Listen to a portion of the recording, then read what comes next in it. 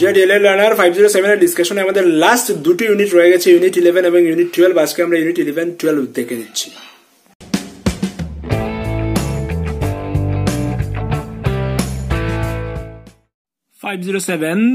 Block 3 এর unit number 11 বিদ্যালয় এবং সম্প্রদায়ের সম্পদ ব্যবস্থাপনা। তো সেখানে সম্পদ বলতে মূলত মানব সম্পদ, বস্তুগত সম্পদ এবং আর্থিক সম্পদ নিয়ে আলোচনা করা হয়েছে।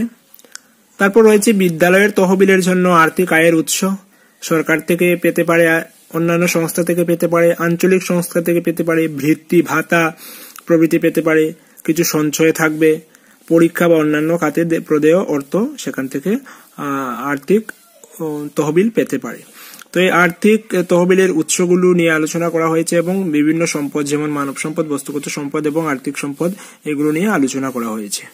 রয়েছে পেজ নাম্বার 34-এ।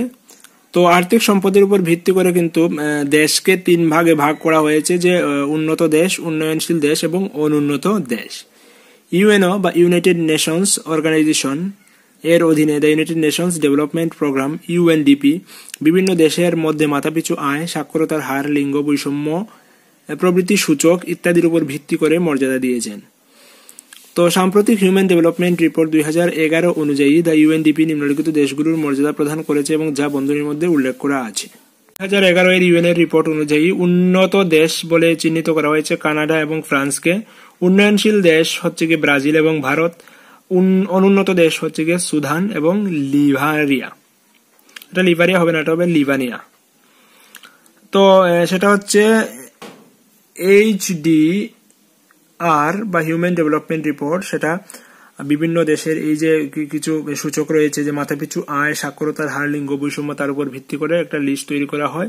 তো লিস্টের প্রথম সারির দেশগুলো হচ্ছে উন্নত দেশ, মধ্যম সারির দেশগুলো হচ্ছে উন্নয়নশীল দেশ এবং একেবারে নিচের সারির দেশগুলোকে বলা হচ্ছে অনুন্নত দেশ।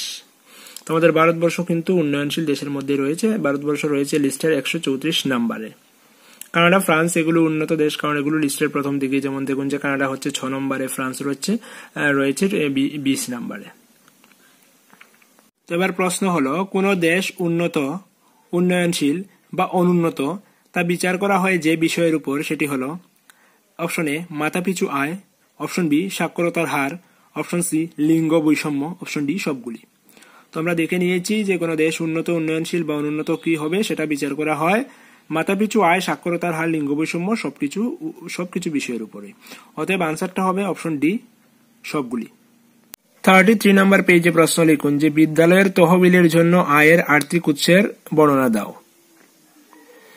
তো সেটা 35 পাবেন যে বিদ্যালয়ের তহবিলের জন্য আর্থিক আয়ের উৎস। তো প্রথম হচ্ছে সরকার থেকে আর্থিক আয় পেতে পারে। 2 নম্বর হয়েছে অন্যান্য সংস্থা। তো অন্যান্য সংস্থার মধ্যে কি পড়ছে, যেমন বেসরকারি সংস্থা, সংগঠন, ট্রাস্ট, সোসাইটি, ব্যবসায়িক সংস্থা, বাহ্যিক সংস্থা বা বিশ্ব ব্যাংক, এই সবগুলো। নম্বরে রয়েছে আঞ্চলিক সংস্থা। তো সেখানের মধ্যে রয়েছে মিউনিসিপ্যালিটি বোর্ড বা শহরাঞ্চলের কমিটি, জেলা বোর্ড, গ্রামীণাঞ্চলের পরিষদ, গ্রাম পঞ্চায়েত, এইসব বিষয়। তো গণতান্ত্রিক ভারতে সরকার কিন্তু 3 স্তর বিশিষ্ট। তো 3 স্তর কি, যে গ্রাম লেভেলে রয়েছে কি ভিলেজ পঞ্চায়েত, তারপর ব্লক এবং জেলা লেভেলে রয়েছে জেলা পরিষদ। অর্থাৎ গ্রাম পঞ্চায়েত, পঞ্চায়েত সমিতি বা ব্লক এবং জেলা পরিষদ, এই 3টা স্তর বিশিষ্ট। তো আঞ্চলিক সংস্থার মধ্যে আমরা কি পেলাম, সেখানে দেখলাম গ্রাম পঞ্চায়েত পেলাম, জেলা বোর্ড বা গ্রামীণ অঞ্চলের পরিষদ পেলাম, মিউনিসিপ্যালিটি বোর্ড পেলাম। এই সবগুলো কিন্তু আঞ্চলিক সংস্থা, যেগুলো বিদ্যালয়ে আর্থিক অনুদান দিয়ে সাহায্য করতে পারে। কিভাবে কি সাহায্য দিতে পারে সেটা ওখানে ভেতর থেকে দেখে নেবেন, যে জল, বিদ্যুৎ, রাস্তা, শিক্ষা, স্বাস্থ্য পরিষেবা প্রভৃতি ব্যাপারে গ্রামীণ স্তরে গ্রাম পঞ্চায়েত কি পরিকল্পনায় সাহায্য করবে, কিভাবে আর্থিক সাহায্য করবে, ব্লক কি জিনিসে সাহায্য করতে পারে, সবকিছু এখানে দেওয়া আছে, দেখে নিলে হবে। 4 নম্বর হইল বৃত্তি ভাতা বা প্রদত্ত সম্পত্তি। সেখানে বিভিন্ন ট্রাস্ট বা বিভিন্ন সোসাইটি বিশেষ বা সাধারণ উদ্দেশ্যে বিভিন্ন আর্থিক তহবিল দান করে থাকে।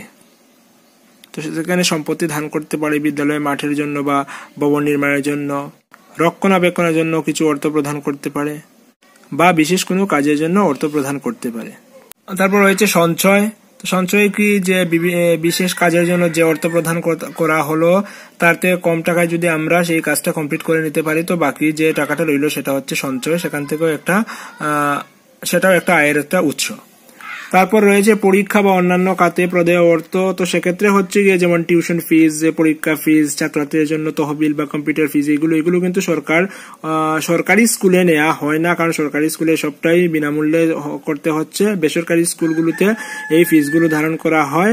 এই ফিজগুলো থেকে একটা অংশ কিন্তু সেভ করা যেতে পারে, তো সেটা বলছে। গুরুত্বপূর্ণ যে জায়গাটা যেটা আমাদের জানতে হবে সেটা 36 নাম্বার পেজে রয়েছে। দেখুন যে শিক্ষা সাংবিধানিক নির্দেশের অন্তর্ভুক্ত হয়েছে যুগ্ম তালিকার অধীনে। এর অর্থ হলো কেন্দ্র সরকার এবং রাজ্য সরকার উভয়ই শিক্ষা এবং শিক্ষা প্রতিষ্ঠান সংক্রান্ত বিষয়ে আইন এবং নিয়ন্ত্রণ করতে পারে। প্রতিষ্ঠান পরিচালনার জন্য কেন্দ্র এবং রাজ্য সরকার উভয়েরই অর্থ ব্যবস্থা করতে পারে। তো আমাদের ভারতের সংবিধানে কিন্তু 3টা তালিকা রয়েছে, একটা হচ্ছে কেন্দ্রীয় তালিকা, একটা হচ্ছে রাজ্য তালিকা, একটা হচ্ছে যুগ্ম তালিকা। তো শিক্ষাটা কিন্তু আমাদের যুগ্ম তালিকার অন্তর্গত রয়েছে, যেখানে কিন্তু কেন্দ্র এবং রাজ্য উভয়েরই দায়িত্ব থাকে। যেমন প্রশ্ন দিলাম যে সাংবিধানিক নির্দেশে শিক্ষা কোন তালিকার অধীন? এক হচ্ছে কেন্দ্রীয়, বি হচ্ছে রাজ্য, সি হচ্ছে যুগ্ম ও ডি হচ্ছে সবগুলি। তো আনসারটা হচ্ছে সি বা যুগ্ম তালিকা। পরের প্রশ্নটা, গণতান্ত্রিক ভারতে সরকার কয় স্তর বিশিষ্ট? 2 স্তর, 3 স্তর, 4 স্তর নাকি 5 স্তর? তো আমরা দেখে নিয়েছি গণতান্ত্রিক ভারতের সরকার কিন্তু 3 স্তর বিশিষ্ট, অর্থাৎ অপশন বি। 3 নাম্বার পেজে আমরা দেখতে পাবো একটা ব্যাপার, উদ্ধৃত আয় বা সঞ্চয়। তো উদ্ধৃত আয় বা সঞ্চয় সৃষ্টি হয় সরকারি সাহায্যপ্রাপ্ত অথবা সাহায্যপ্রাপ্ত নয় বেসরকারি বিদ্যালয়ে, যা অতিরিক্ত অর্থ সৃষ্টি করে লভ্যাংশ, সম্প্রদায়ের স্বেচ্ছামূলক দান অথবা ফিজের মাধ্যমে। সরকারি বিদ্যালয়ের এই ধরনের ফিজ ধার্য করার কোনো সুযোগ নেই, তার কারণ ফিজ ধার্য করার বিষয়ে সরকার নিয়মকানুন তৈরি করে এবং সমস্ত ব্যয় পরিচালিত হয় নির্দিষ্ট নিয়মের দ্বারা। তো প্রশ্ন যেটা, উদ্ধৃত আয় সৃষ্টি হয় যেসব বিদ্যালয়ে? অপশন এ সরকারি বিদ্যালয়ে, অপশন বি বেসরকারি বিদ্যালয়ে, অপশন সি উভয় বিদ্যালয়ে, অপশন ডি কোনো বিদ্যালয়ই নয়।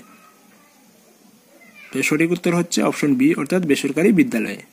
ইউনিট 11 থেকে কিন্তু এতটুকুই আমরা দেখে নিলাম। চলে যাচ্ছে ইউনিট 12 অর্থাৎ লাস্ট ইউনিটে। ইউনিট 12 হচ্ছে বিদ্যালয় এবং সম্প্রদায়ের অংশদারিত্বে ব্যবস্থাপনা সংক্রান্ত দৃষ্টিভঙ্গি। ব্যবস্থাপনার দৃষ্টিভঙ্গি, তার মধ্যে অর্থ, প্রকৃতি এবং পরিধি। ব্যবস্থাপনার দৃষ্টি প্রকৃতির প্রকারভেদ, সেখানে 4টি প্রকার রয়েছে: মানব শক্তির প্রয়োজনীয়তা, খরচ, সুবিধা বিশ্লেষণ, সামাজিক চাহিদা, সামাজিক ন্যায়, এইগুলো। ব্যবস্থাপনার দৃষ্টিভঙ্গিতে প্রথমে যেটা পেলাম হচ্ছে অর্থ। একটা দেশের কর্মরত জনগণকে ধরা হয় 18 থেকে 65 বছরের ব্যক্তিদের বিশেষ মানব শক্তি হিসেবে বিবেচনা করা যায়। অর্থাৎ দেশের কর্মরত জনগণের মধ্যে যাদের বয়স 18 থেকে 65 বছর তাদেরকে দেশের মানব শক্তি হিসেবে বিবেচনা করা হয়। তো প্রশ্নটা হলো যে মানব শক্তি বলতে যেসব জনগণকে বোঝায় সেটা হচ্ছে 6 থেকে 14 নাকি 12 থেকে 25 নাকি 18 থেকে 40 নাকি 18 থেকে 65। তো আমরা জানি যে মানব শক্তি বলতে বোঝায় জনগণ যাদের বয়স 18 থেকে 65 বছর তাদেরকে, অর্থাৎ অপশন ডি। 5 নাম্বার পেজে পেলাম যে Schultz the human capital theory approach এর প্রবক্তা। তো দ্য হিউম্যান ক্যাপিটাল থিওরি অ্যাপ্রোচটা কি সেটা এখানে দেয়া আছে। এই তত্ত্বের মূল বিষয়গুলো দেয়া আছে যে সৃজনশীল সম্পদের নতুন রূপের শিকনফলের প্রক্রিয়া পরিচিত মানব মূলধন হিসেবে বিবেচনা করা হয়। মানবকে মূলধন হিসেবে বিবেচনা করা হচ্ছে। তারপর হচ্ছে শিক্ষায় ব্যয় হলো একটি বিনিয়োগ যা পরবর্তীতে মানব মূলধন এবং শারীরিক মূলধন গঠনে সাহায্য করে। কারখানায় যে প্রক্রিয়া উৎপাদন করা হয় তার সঙ্গে শিকন প্রক্রিয়ার তুলনা করতে হবে। শিক্ষা এবং মজুরি পার্থক্যের জন্য মজুরিরও পার্থক্য ঘটে এবং যা বৃদ্ধি পায় তথাকথিত কর্মীদের দক্ষতা এবং প্রান্তিক উৎপাদনশীলতার উপর। প্রান্তিক উৎপাদনশীলতার অর্থ হল অতিরিক্ত উৎপাদন, যার ফলশ্রুতি অতিরিক্ত বছরের শিক্ষা এবং প্রশিক্ষণ। তো এখানে যে আমরা যে ব্যবসা করি, একটা কারখানা তৈরি করি, তো এখানে মানবকে মূলধন হিসেবে ধরা হচ্ছে, শিক্ষাকে বলা হচ্ছে কারখানার প্রোডাক্ট, এবং আমরা আউটপুট যেটা পাবো মানব শক্তি থেকে সেটা হচ্ছে ব্যবসা থেকে আমরা যা লাভ পাবো সেটা কিন্তু মানব শক্তি থেকে আউটপুট পাবো। তো এইটা হচ্ছে the human capital theory approach, মানুষকে যেটাতে মূলধন হিসেবে ধরে আলোচনা করা হলো সেটা। তো আমাদের প্রশ্নটা হচ্ছে কি, প্রশ্নটা হচ্ছে যে the human capital theory approach এর ধারণা দেন কে? বলে হয়তো 4টা নাম দিয়ে দিতে পারে, আমি জাস্ট আনসারটা দিলাম, সেটা হচ্ছে সুলটাজ। তারপর 49 নাম্বার পেজে প্রশ্ন লিখবেন যে বিদ্যালয় ব্যবস্থাপনার দৃষ্টিভঙ্গিগুলি আলোচনা করুন। তো বিদ্যালয় ব্যবস্থাপনার দৃষ্টিভঙ্গিগুলি এই যে দেখুন, 1 নম্বর রয়েছে মানব শক্তির প্রয়োজনীয়তা, 2 নম্বর রয়েছে ব্যয়, খরচ, সুবিধা বিশ্লেষণ, 3 নম্বর রয়েছে সামাজিক চাহিদা এবং সর্বশেষ 4 নম্বর রয়েছে সামাজিক ন্যায়। প্রশ্ন হলো যে নিচের কোনটি বিদ্যালয় ব্যবস্থাপনার দৃষ্টিভঙ্গি নয়? এ মানব শক্তি, বি সামাজিক ন্যায়, সি সামাজিক চাহিদা, ডি কোনটি নয়। তো আমরা দেখলাম যে উপরে যে তিনটা রয়েছে সবটাই কিন্তু বিদ্যালয় ব্যবস্থাপনার দৃষ্টিভঙ্গি, অতএব কোনোটি নয়, সেটাই হবে আনসার। নাম্বার পেজে দিয়েছে স্কুল ম্যানেজমেন্ট কমিটির কিছু কাজ, এখানে উল্লেখ করা আছে যে বিদ্যালয়ে কাজের তদারকি করা, বিদ্যালয়ের উন্নয়ন পরিকল্পনা প্রস্তুত এবং সুপারিশ করা, সরকারের অনুদান অথবা আঞ্চলিক কর্তৃপক্ষ অথবা অন্য কোনো উৎস থেকে পাওয়া অর্থের ব্যবহারের তদারকি করা, নির্দেশ মতো অন্যান্য কার্যাবলী এগুলো। তো প্রশ্ন হচ্ছে নিচের কোনটি এসএমসি এর কাজ বলে 4টা অপশন দেওয়া হলো যে বিদ্যালয়ের কাজের তদারকি করা, উন্নয়ন পরিকল্পনা প্রস্তুতি করা, অনুদান ব্যবহারের তদারকি করা, উপরে সবগুলি।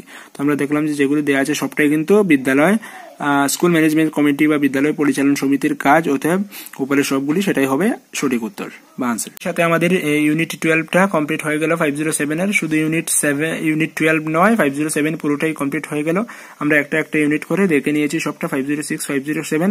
তো এখন পরীক্ষাও সামনে চলে এসছে, আজ 10 দিনের মতো সময় আছে পরীক্ষার জন্য। তো যে যে জিনিসগুলো ধাক দিয়েছেন সেগুলো পড়ে নিন, দেখে নিন। সাজেশন যদি চান, সাজেশন 1-2 দিনের মধ্যে সাজেশনটাও পেয়ে যাবেন। সাজেশন অনুযায়ী পড়াশোনা করুন, ভালোভাবে পরীক্ষা দেন। আর কথা বলছি না, পরবর্তীতে দেখা হচ্ছে অন্য কোনো বিষয় নিয়ে। ততক্ষণ ভালো থাকুন, keep studying and stay tuned with SMDN tutorial. Thank you.